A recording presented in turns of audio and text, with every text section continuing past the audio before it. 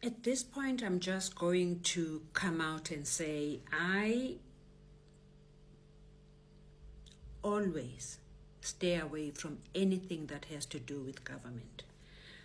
Except paying my taxes and my electricity bills and my dues, I don't look at anything that has to do with government. I am petrified of them. So I've never known about tenders. I mean, I know what it is from the word, but I've never even looked at what this is. During the 2.5 weeks when I had a bit of holiday, I thought, let me crunch some numbers. I mean, that's my job. Let me crunch some numbers and see what this profit is going to be. The quantity surveyor had given us an exact list of materials we need. So the contract was to build 169 houses.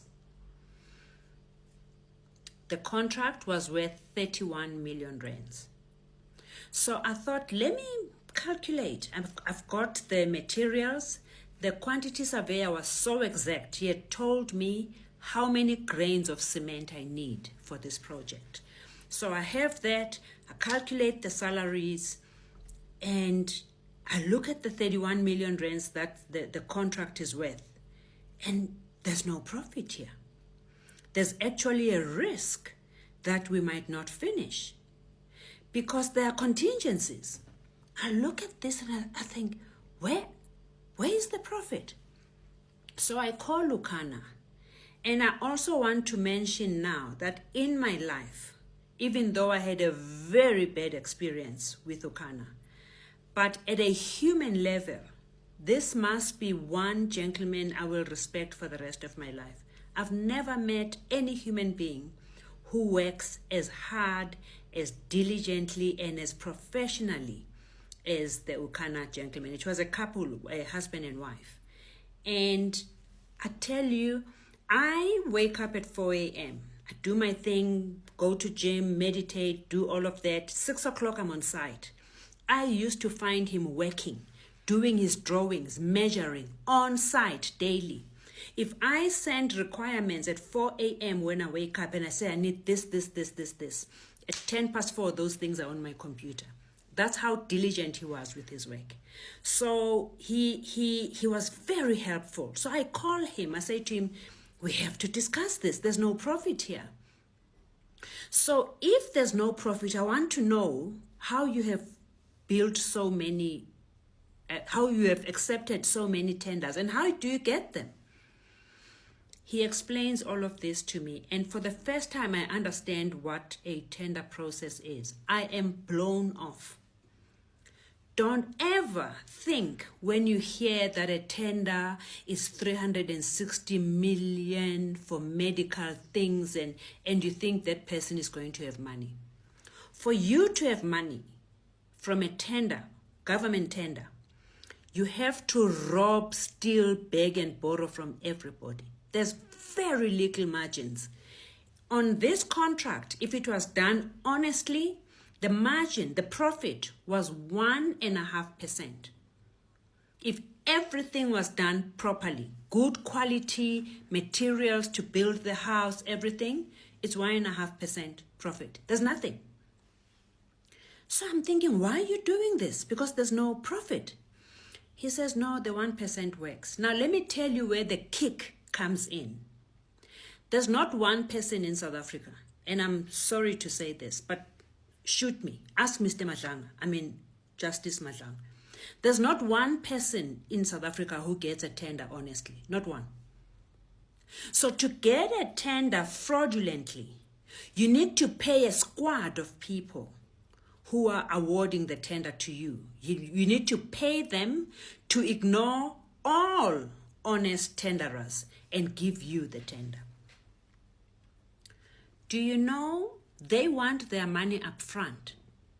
So you need to steal money from the next tender to be able to pay these crooks in advance for you to get the tender.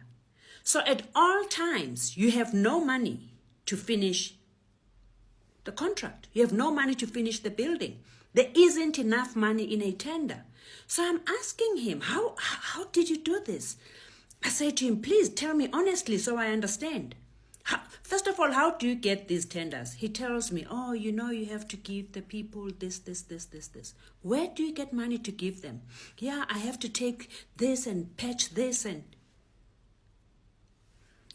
so I'm thinking I'm going to the municipality. This is not going to work. There's no profit here. It's just a waste of time. Then as we get back, I'm now aware that there's no profit. I'm not worried about profit because I have money to build anything I want anyway. But this guy will never make money. So I confront the municipality and I say to him, not only were you soliciting bribes from me, you have abused this young man because you take money from him all the time. That's why you give him all the tenders, because he pays you. So you need to go to jail. It becomes a big thing. They are angry with me. I don't care. In that meeting, they tell me, anyway, now that you are here, you need to know that you cannot start building in Qolweni until you have finished the contract in KwaNokuthula. What contract in KwaNokuthula? They say, oh, Ukana had a contract in KwaNokuthula and he's unable to finish it because there's no money. What has that got to do with me? Oh, you've taken the contract now. You are part of Ukana. I'm not part of Ukana. I have just allowed the Qolweni contract to be ceded to me. I'm not part of Ukana. They say then you can't start building in Qolweni. There'll be no building until KwaNokuthula is finished. Okay? I call this guy aside. I say to him, let's go and have a meeting at my house. We sit. He explains to me he needs maybe 2 million rand to finish KwaNokuthula. In all this time, they don't tell me there's about 65 employees that have not been paid for 3 months. For 6 fortnights, the workers have not been paid. And the workers will not lift a finger until they are paid.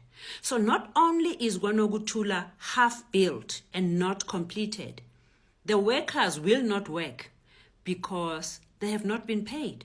This is a mess.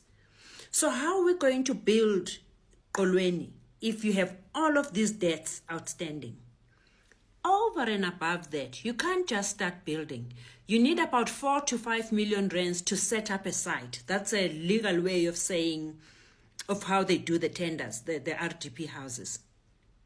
So setting up a site means you're going to build a structure that's going to hold your material and tools.